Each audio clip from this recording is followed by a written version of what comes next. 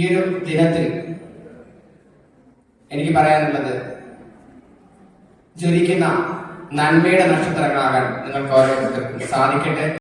എന്താണ് ഈ event invite ചെയ്യുന്ന മെസ്സേജ് അല്ലെങ്കിൽ ചിന്ത? The birth of Jesus Christ.